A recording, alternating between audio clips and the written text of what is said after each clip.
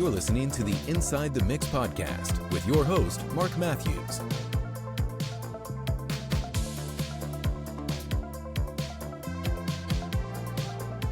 Hey folks, in this episode I am very, very excited. Now I say that every time, but I genuinely am every time excited, but in particular this one, to be joined by Grammy-nominated mastering and chief mastering engineer at iZotope, Jonathan Wyner. Jonathan, thank you for joining me today, and how are you? I'm fine. I have to amend your introduction. I am, in fact, the chief mastering engineer of MWorks Mastering. Oh, okay. I am also, I teach music production and engineering at Berklee College of Music. I've got a few other titles, but I am formerly the education director at iZotope, involved in a fair bit of product development and also creating some learning tools and social media and public speaking and all of that. But just to set the record straight, you know, if you want to pretend that this was 18 months ago, then your introduction would have been entirely accurate. That will teach me. I thought I'd done my due diligence with my my research there, but I was slightly out with that one there. So thank you for setting the record straight, and I'm sure the audience will appreciate that. And so I've got your bio here, so hopefully I've got a bit of this correct. So I mentioned then a Grammy-nominated mastering engineer, producer, educator, and musician, and you lead the development of groundbreaking audio processing technologies, as you've mentioned. And you also teach at Berklee College of Music, and where you teach mastering and audio production. So you've got over 3 decades of experience in the industry, and you've worked with a diverse range of artists and contributed to countless successful albums across various genres. And today we'll be discussing the intersection I've got written here in this elaborate introduction I've got of mastering and artificial intelligence. Now this is sort of like part of a mini-series I've got going on. So at the point of this episode going live, a previous episode would have been with Bobby Osinski about his book, AI in music production as well. So it's a nice little mini-series. So really excited for this one. And I was saying off air as well that your Are You Listening series is probably my most signposted suite of content that I send the listeners to when they ask me questions, where I'm kind of like, actually, you know what, I could give you the answer, but Jonathan probably puts it in a much more palatable way than I do. So yeah, very much so, and they probably heard me mention it a few times on the podcast. So I thought it'd be quite good if we can kick off with so you mentioned about the development of audio technology and whatnot. If you could talk about how you see artificial intelligence influencing the mastering process, and in particular, what are some common misconceptions about AI and mastering that you often encounter? Well, great. Well, I've never actually heard anybody ask about how AI might influence the mastering process.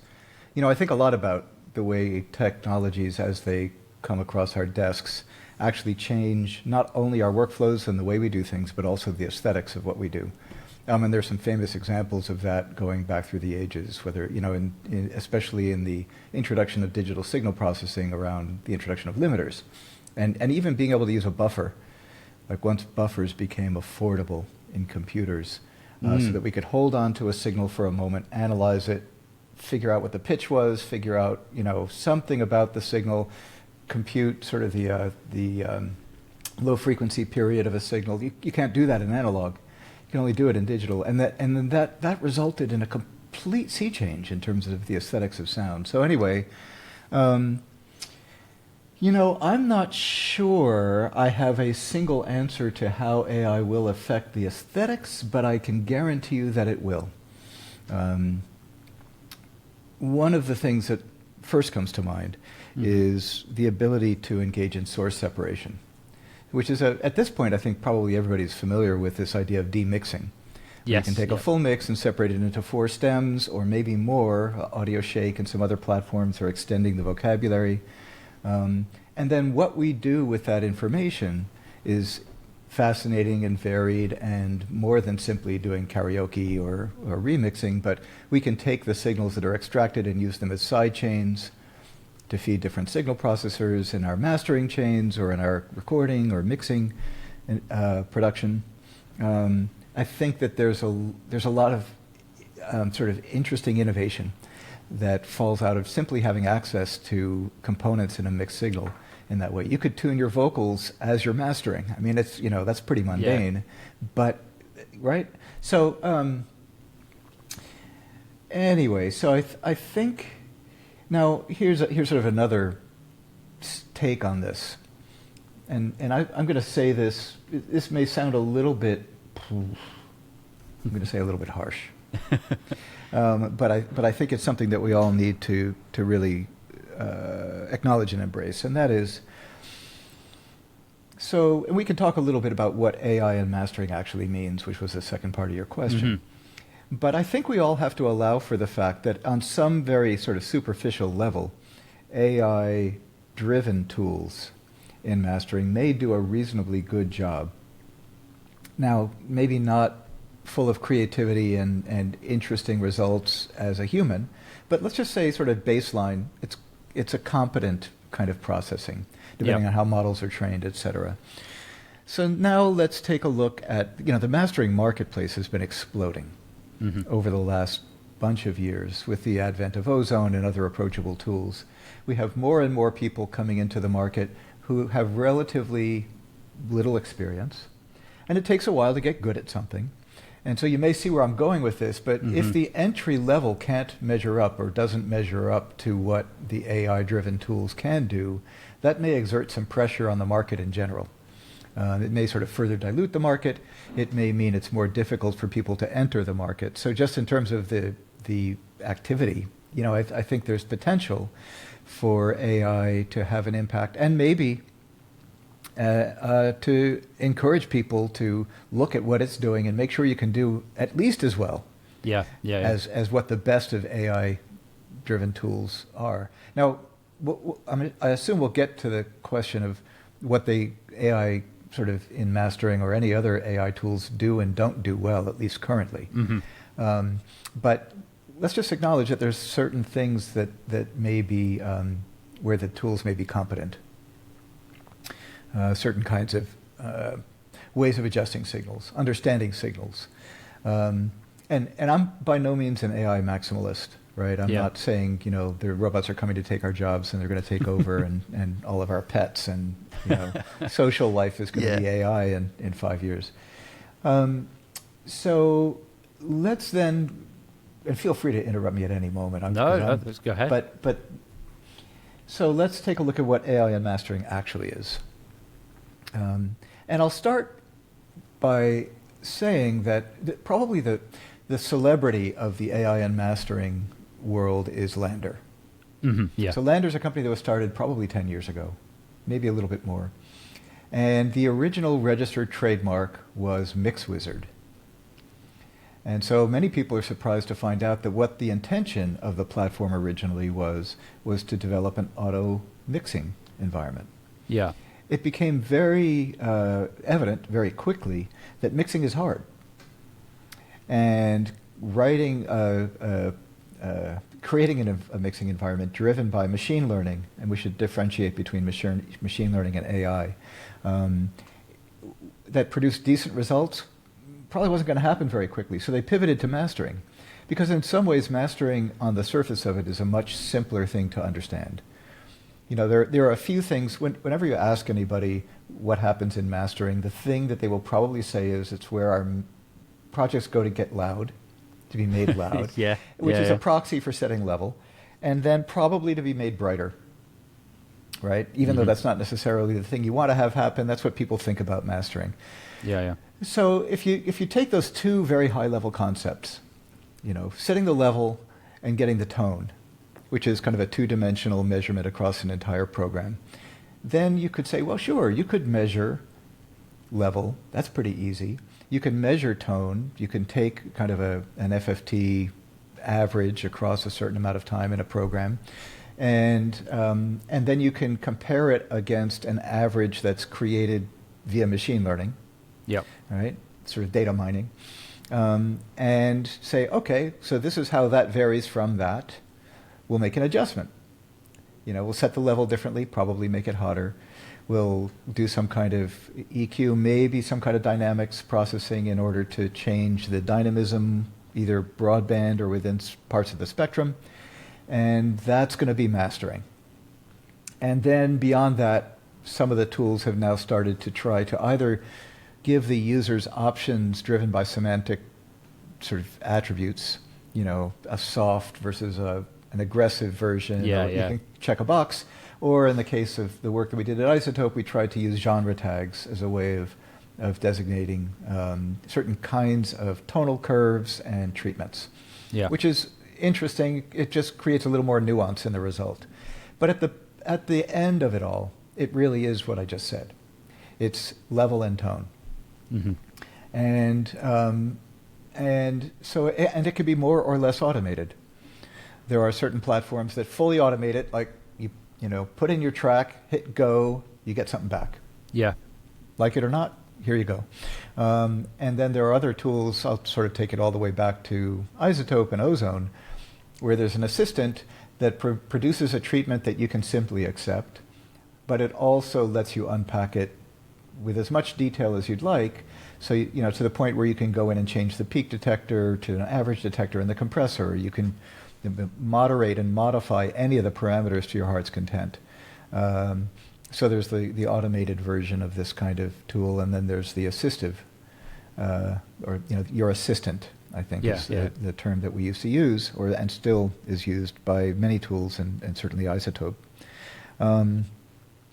So hopefully that's a pretty good sort of overview of what AI and mastering means. What it doesn't mean, we can talk about that too. But fantastic. Just to recap some of the bits you went through there in particular. So you mentioned about the source separation, which I think is really interesting because it's the same conversation I had with Bobby Osinski in a previous episode, and we mentioned the Beatles, or rather he mentioned the Beatles film whereby they separated the mix there, and they were actually able to separate the drum stems that weren't originally recorded separately, as it were. So they were able to separate the kick snare. I might be doing a crude description of it, but I think that's incredible being able to do that, because I know I've had instances where I've been sent tracks whereby there needs to be something changed level-wise before it hits the master, and the client has said, I no longer have that project available. I haven't got access to it anymore, which comes down to project management. But that happens a lot. So that, I think, is incredibly useful. And it's interesting what you mentioned there about sort of like the barrier to entry with mastering as well, with these products being available. And do you think then, could it potentially, if you've got the facilities there to have, like you described there with a mastering assistant, would that then mean there could be more? Is the barrier to entry lower then for mastering engineers to enter the market because they've got this assistant and then they can learn on the job? Would that be a fair description? Yeah, there's probably three answers to that. I want to go back to the source separation again for 1 second. Go ahead. We're going to have parallel conversations, or interleaved conversations, I guess. So, the sort of isolating drums and low-frequency instruments from other tonal instruments, that at this point that's become kind of a relatively simple task. The thing that was fascinating about the Beatles example, and the place where the vocabulary of these tools is getting extended, is being able to separate voices. So being able to separate John's voice from Paul's voice. Now that, or taking a 4-part harmony and being able to deconstruct it, so you've got the soprano, the tenor, the whatever. And I think that's the direction we're moving into. So it's no longer, anyway, it's becoming more capable and more subtle and more nuanced. And so that's that. I just wanted to sort of feed into that. Of course. So in terms of access, I'm going to take your last point about learning. I think one of the greatest benefits about this technology is that it, if with an open mind and with the spirit of inquisitiveness, you can sort of look at what these tools are doing, and assuming that they are informed by a good data set. And that's an assumption. Yeah. We can dive into that too, but assuming it's informed by a good data set, observe the outcome, and then say, oh, I see. So here's what I've been doing, or here are my mixes, and this is what these systems are proposing all the time. So let me sort of see what I can make of that information. My mixes are always a little dull, or my levels, in a good place, not in a good place, or it seems like the low end of my kick drum is always interacting in a negative way with these tools. Maybe I should go back and rethink my mixing. So they can provide some insight into the user's work, and in that sense, it really is kind of a neat assistive technology. In terms of accessibility, I guess it's a double-edged sword, because on one hand, in the same way that, like, I don't know if you remember, there was something made by TC Electronics called the Finalizer, which was like a mastering engineer in a box. It was one of the earliest hardware sort of mastering wizard things, no AI. But it had a multiband compressor, an EQ, a reverb, and a Wyner. And, it was instant access to mastering tools or mastering process. You just push a button. And suddenly at that time, it was probably $1,100. You had access to this. Now, I've actually got an extra one. If you'd like, I'd send it to you. Oh, yes, please. I'd love to try it out. That'd be amazing. They were pretty funny devices. So anyway, the sort of access to the tools for mastering has sort of accelerated, through Ozone, through... there was something called T-Rax that was made by IK Multimedia that was, I think, probably earlier than Ozone, or right around the same time that it came on the market. So that's provided greater access. And now AI sort of does two things at once. It speeds up the workflow. It does increase access, but it can also be more opaque.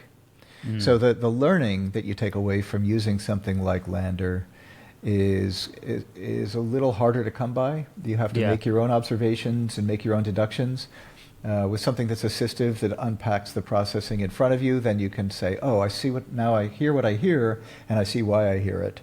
And then I can sort of get a little bit of that insight more directly from the feedback. Yeah, it's kind of like reverse engineering, isn't it? I think I've said that before on the podcast, is where you've got these tools and access to them. That's you can right. say, okay, well, it's made that decision. How has it got to that decision? And then I can reverse engineer it from there and understand and unpack what's happened. Whereas I guess, like you say, with a platform like Lander or possibly Cloud Bounce as well, you kind of like, it just spits out the end product and you don't necessarily know how it's got there. That's right. But there are 22 online mastering services at the moment. Wow, are there really? Oh, yeah. I did not know that. Yeah. 22 online mastering services. That's right. Separate and distinct kinds of processing engines. So I'm just going to make a note of that, 22. I'm going to go and do a bit of research into it, because I did not know. And that was as of 22. yesterday. There might be more today. I don't know.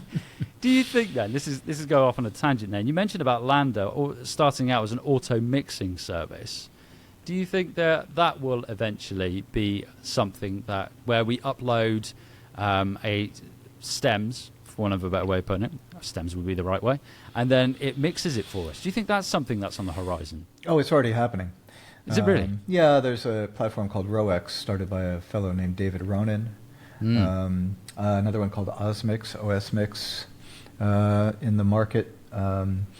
And actually at Isotope we tried to sort of put something together that was a mixing assistant within the context of the Neutron plugin. Yes, I know the one. And so... Absolutely. And, I think for the purposes of this discussion, I just want to sort of state a sort of a focus for us. And that is that we are talking about all of this technology in the context of bespoke music production. And as opposed to the sort of writing for commercials or advertising, where kind of good enough means something very different than it does if you're trying to make music that makes people happy and inspires their imaginations, as opposed to selling products. Yeah. Because, I just want to sort of say that at this point so we can not go into auto mixing is good enough for the people who just want a 30-second spot that starts slow, ends up fast, and sounds like reggae or something like that, because those engines already exist. Yeah. So, anyway... back to the sort of auto mixing idea, I think that the learning of the systems is improving. It's getting faster, and there's sort of improvements that are iterative over time. If you train a system long enough, it gets better. Yeah. Yeah. You know, the difference between training a system, a machine learning system for 1 hour versus 1 day versus 3 days versus a month is profound.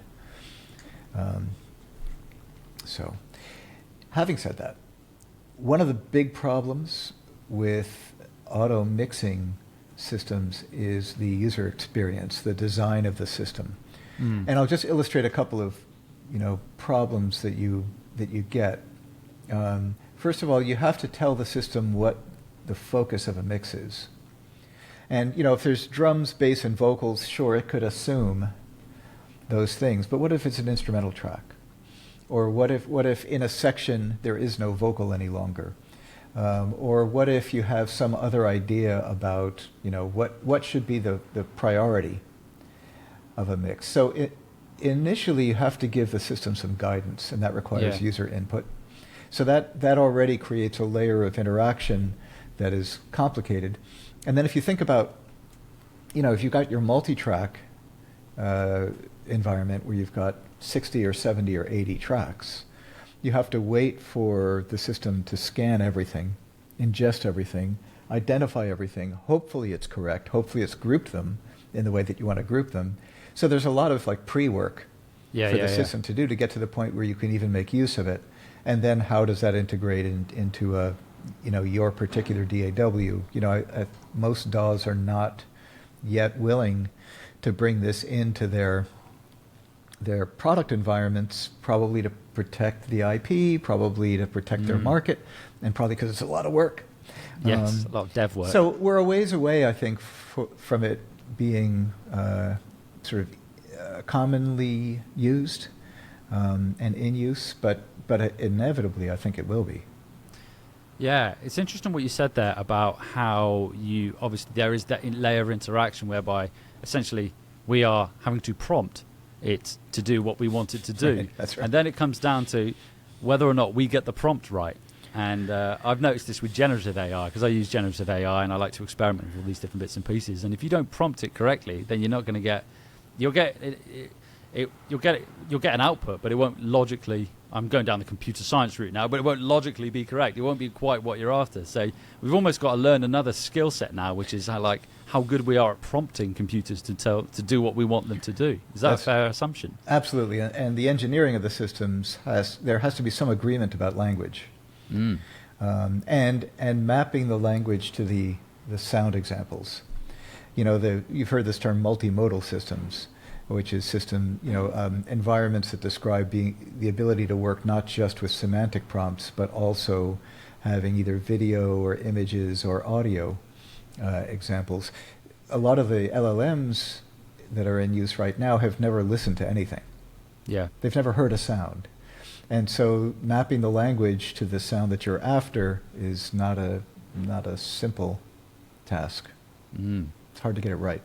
Yeah, very interesting. I cannot wait to see what it looks like in 5 years' time. Bearing in mind how far we've come in the previous 5 years in terms of what every platform now has this AI component. Because I think there was a clamour for it, not just in audio, but in video as well, in imageries, and all these platforms are now have this platform I'm using right now to on this podcast, Riverside. They when I started using it, there was a really basic element. If not, there might not have been any AI integration. There probably was, but now it's just hockey stick curve in terms of what they're doing, which is amazing. Jonathan, in the interest of time, I'm well aware we're already 25 minutes in. I think it'd be quite interesting to now jump on what you mentioned earlier about what AI mastering can and cannot do for us. So I think it'd be quite cool if you could talk about that and how, well, basically what it can and cannot do for us and how it can assist us as creatives. Sure. Well, I think both for mixing engineers and for sort of those who are learning or coming into the marketing, the mastering market, the activity. As I said, it can give you some guidance, and that's a great use of it. It can also, for somebody who's creating an album of demos and you just want to get everything into a place where you could send it out for somebody, a producer to listen to, or something at a label to listen to, it's kind of an easy win. You know, the problems that have not yet been addressed are, how do you indicate intent, how do you understand musical context, and how do you facilitate the sort of interesting and creative things that one does in mastering.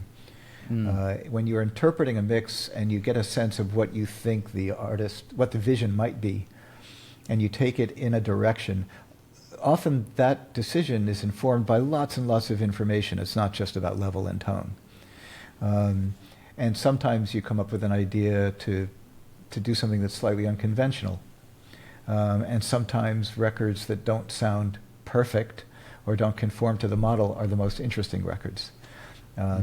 You know, probably the best, most recent example is the Billie Eilish's record 2 records ago, which was very different sounding from pretty much anything else on the market.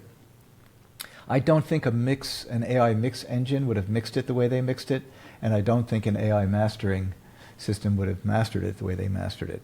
And frankly, it's actually got a little too much bass in it. You know, from a technical standpoint, it ain't correct, but it's really great, and it's really cool, and it's, you know, one can't argue with the commercial success. No, not at all. No, so drilling down a level, no pun intended, you know, the nuances such as the difference in the level between an introduction and a first verse, or a verse and a chorus. Being able to sort of program a system to assess that difference and then make a change that would actually be consonant with what was desired, which is one of the things that sometimes we do in mastering. You know, you want to maintain the impact from the intro to the first verse. There's an example of this, the first experience that I had with this is when I was mastering a record. This is probably 7 or 8 years ago for my daughter. It was in a punk rock band. And it started with a really janky guitar intro, and then the drums explode after this 4-bar intro.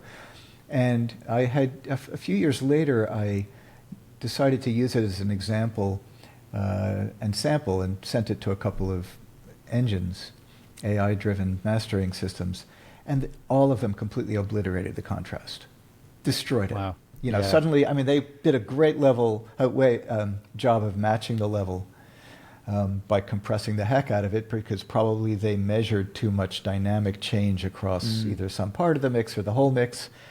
You know, that lacked all the context for, you know, what was built into the mix. So that's a problem, right? And how do we make these systems in such a way that they actually can sort of take that kind of consideration into account well? There's another sort of whole arena that I think requires greater exploration, and that is around genre. And I know that, as I said earlier, at Isotope we used genre tags to try to give people a way to give input and curate the results a little bit differently. But frankly, I think genre as a word is very hard for AI to actually wrap its artificial brain around. I think style transfer, and style is something that's easier to understand.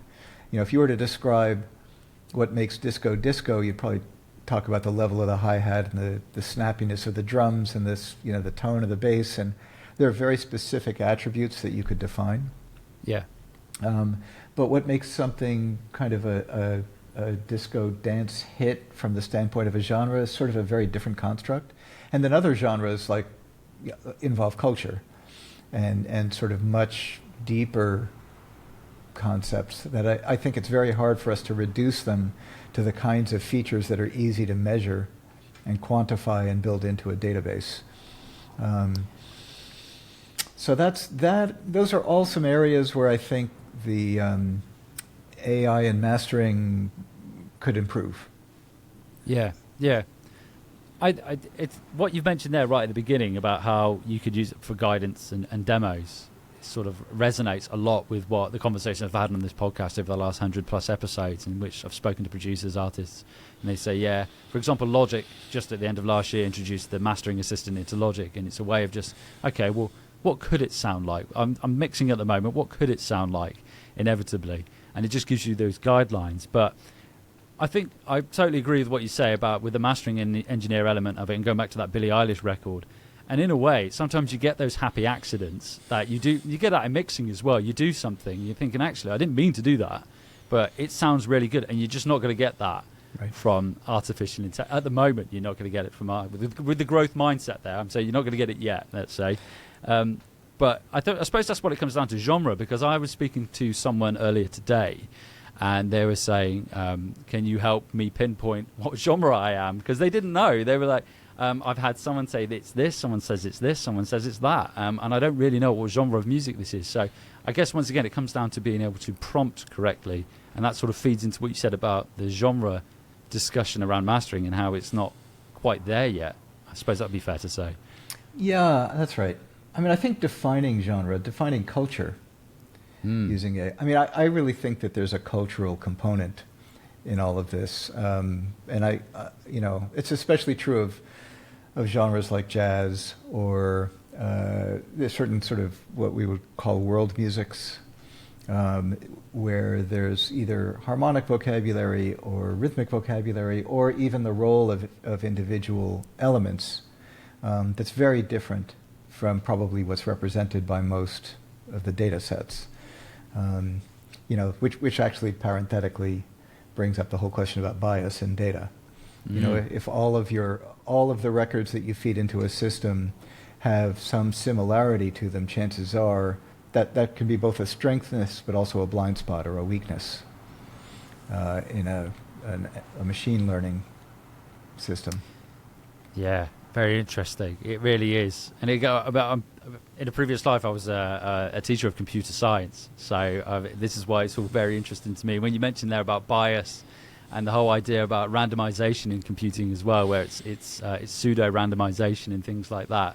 And you can go down a total rabbit hole in that instance, But I'll give you a very specific example of where this showed up, which was when we were training the vocal assistant for Nectar, which is another Isotope product. And after some, I think it was a couple of days of learning, we started to recognize that the system observed accurately that every vocal that was fed into the system was in tune. So it assumed everything needed to be tuned. And that was a bias that was built into the data, which was not intended. So we had to start again and kind of make sure that we removed that as a feature, if you will. Yeah. Interesting. It's amazing that when you hear the stories sort of like behind the scenes, under the hood of how it was all put together, because what we see as consumers is this great piece of kit, but you don't realise all the work and the dev work that's gone into it, and all those bits and pieces, which I can imagine is quite a feat to do. Yeah. Hey, listen, while you said that, if I may, a 10-second plug.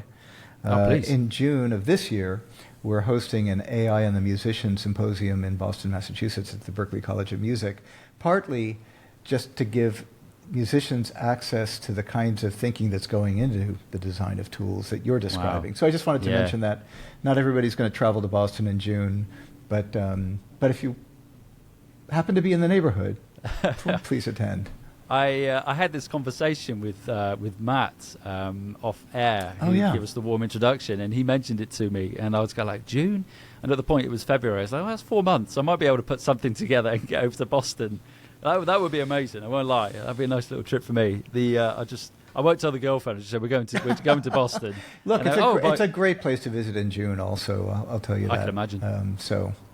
Yeah, fantastic. And audience listening, I'll put a link to that and a bit more information in the episode description as well, so you can go and check that out if you are. I know we've got, I want to say, it's a sweeping statement here, but I think a lot of other listeners are in the United States. So, yeah. Which is maybe they like the English tone. I'm not quite sure. It could be something like that. Yeah. I'll have to try that sometime. Jonathan, we're coming towards the end now, so I think it'd be quite nice just to maybe wrap things up with, if we've maybe you could talk a bit about, if you've got an artist who's navigating this landscape of sort of AI mastering versus professional mastering services, maybe what sort of considerations they should take into account if they're thinking, if they're on the fence, do I go with AI mastering or do I go with what's your single? Maybe it'd be what's your biggest piece of advice there? Well, what I'm about to say absolutely reflects my own bias and my own values, and it's not and it's not just driven by the sort of creative economy either. But when you make a record, a year later, what are you going to remember about that record? Are you going to remember that you spent $500 doing this or $1,000 doing that, or are you going to remember the ways in which the record succeeded, whether it's commercially or in terms of the artistic vision? If you look at it through that lens, you can tell that I'm advocating for the bespoke approach, and in the right interaction, you also stand to learn more there still, because if you're collaborating with someone, you can get feedback. There's an iterative process, and so for all of those reasons, I would absolutely advocate for the sort of human collaboration. Yeah. If you're somewhere, and I want to sort of say this without it sounding too judgmental, but over here is kind of the music you're making for today, and you just want to get something out the door and test it in the market.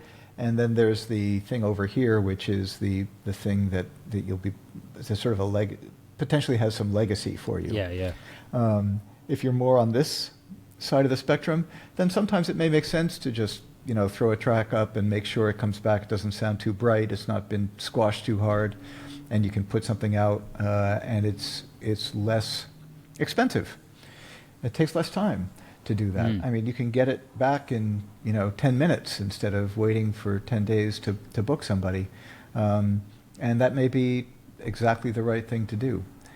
So there's sort of there's some gray areas in between. It's not a fully binary scenario, but again, as much as I love doing this work, and as much affection as I hold for all of my peers who are amazing mix engineers and mastering engineers, I also recognize that there's real pressure on the creative economy for artists. Yeah. And you could make an argument that if you make something that sounds great, it's more likely to succeed commercially, but you can also make an argument that it's hard for artists to make money. And so you have to be careful and smart about where you spend it. So you can tell I'm not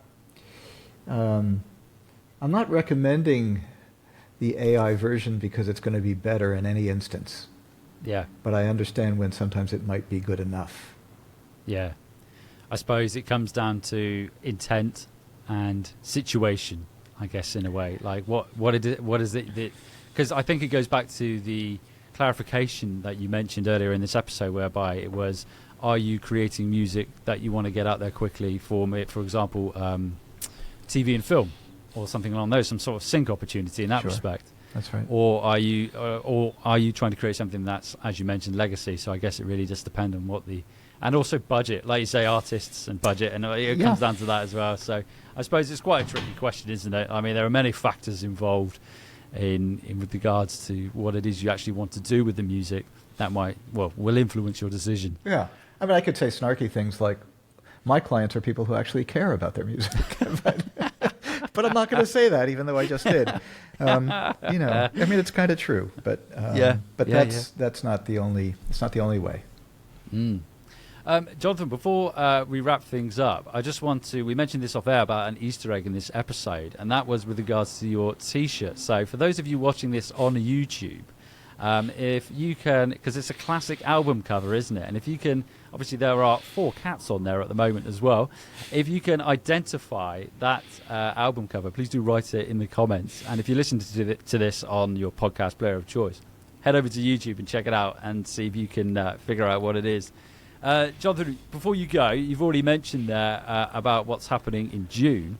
But if our audience want to find out a bit more about you and your past and what you're doing at the moment, where should they go online? Well, my mastering studio, and by extension, Other Things Audio, is called M Works Mastering, or M Works Studios, here in the Boston area, specifically in Somerville, Massachusetts.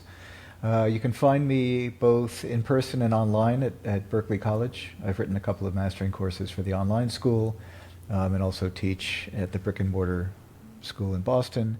And I usually find my way to AES and NAM, and this last year I was speaking in Norway, in Japan, and I think those were my two big trips recently. But I travel around sometimes and show up at schools and give talks, which is something I enjoy doing very much. Have you got any plan for the UK? Maybe. I was just talking with some folks about doing some work in London in the next couple of months. And if I do, cool. I might end up at BIM, or we'll see. Yeah, that'd be amazing. I'll keep an eye out. I'm due for a London trip. I think I'm going there. This is slightly off topic, but for a podcast. What do they call it? Fair.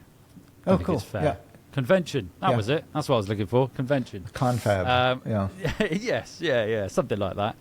Jonathan, it's been an absolute pleasure chatting with you today. Got loads out of this. I'm sure the audience will as well. And it's great to meet you as well. As I mentioned, you have been referenced on this podcast many a time. So it's great having you here today. And I will catch up with you soon. Thanks very much, Mark. I appreciate it. Cheers.